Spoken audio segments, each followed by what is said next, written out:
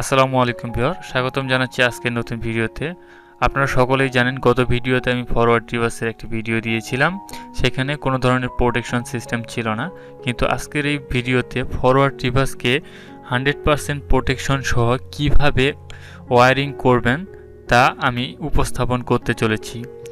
এর জন্য আমাদের প্রয়োজন হবে দুইটি ম্যাগনেটিক কন্ট্যাক্ট, দুইটি এনো পুশ বাটন সুইচ এবং একটি টিপি এমসিবি এবং একটি এসপি এমসিবি। এবং কিভাবে মোটরকে সেফলি প্রোটেকশন করার জন্য আমরা এর কানেকশনটি করব তা এই ভিডিওর মাধ্যমে আমরা দেখতে চলেছি।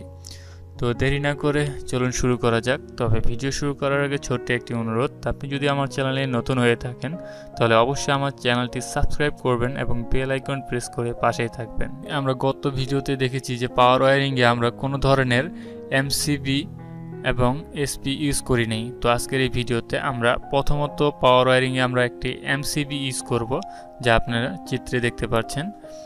এবং পাওয়ার ওয়্যারিংটি হুবহু সেম হবে, এর কোনো পরিবর্তন হবে না। জাস্ট আমরা কন্ট্রোলিংয়ের কিছু পরিবর্তন করব। কন্ট্রোলিং ওয়্যারিংয়ের মাধ্যমে আমরা এর 100% প্রোটেকশন নিশ্চয়তা করব।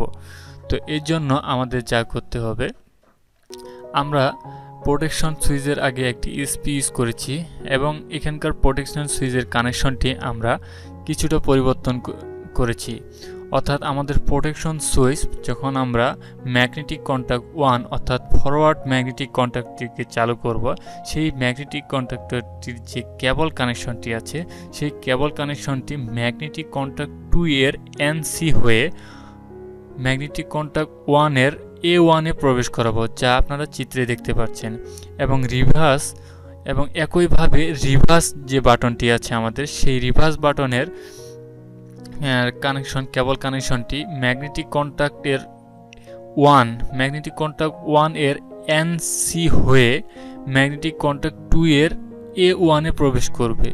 এখন দেখুন কেন এইভাবে করা হলো। যদি কোনো কারণে আমাদের দুইটি বাটন অর্থাৎ ফরওয়ার্ড এবং রিভার্স বাটন একসাথে প্রেস করা হয়, তবুও কিন্তু যে কোনো একটি ম্যাগনেটিক কন্ট্যাক্ট অ্যাক্টিভ থাকবে। দুইটি কিন্তু কখনোই একসাথে অ্যাক্টিভ হবে না। সেক্ষেত্রে কোনোভাবেই আমাদের শর্ট সার্কিট কিংবা দুর্ঘটনা ঘটার সম্ভাবনা থাকবে না। আপনি যদি ফরওয়ার্ড বাটন প্রেস করে 1 নম্বর ম্যাগনেটিক কন্ট্যাক্টরটিকে অ্যাক্টিভ করেন, তাহলে কখনোই 2 নম্বর ম্যাগনেটিক কন্ট্যাক্টরটি অর্থাৎ রিভার্স ম্যাগনেটিক কন্ট্যাক্টরটি কোনোভাবেই অ্যাক্টিভ হতে পারবে না। আবার আপনি যদি রিভার্স অর্থাৎ ম্যাগনেটিক কন্ট্যাক্ট 2 অ্যাক্টিভ করেন, তাহলে কখনোই ফরওয়ার্ড ম্যাগনেটিক কন্ট্যাক্ট অ্যাক্টিভ হবে না। এটির কারণ কি? এটির কারণ হচ্ছে এই কন্ট্রোলিং ওয়্যারিংটি যখন 1 নম্বর ম্যাগনেটিক কন্ট্যাক্ট অ্যাক্টিভ হবে, তখন 2 নম্বর ম্যাগনেটিক কন্ট্যাক্টরটিতে কোনোভাবেই সাপ্লাই দিবে না। তো এইভাবেই মূলত ফরওয়ার্ড রিভার্সকে আমরা 100% সিকিউরলি পরিচালনা করতে পারি। তো আমার ভিডিওটি যদি আপনাদের কাছে ভালো লেগে থাকে তাহলে অবশ্যই আমার চ্যানেলটি সাবস্ক্রাইব করবেন এবং বেল আইকন প্রেস করে পাশেই থাকবেন। ধন্যবাদ সকলকে।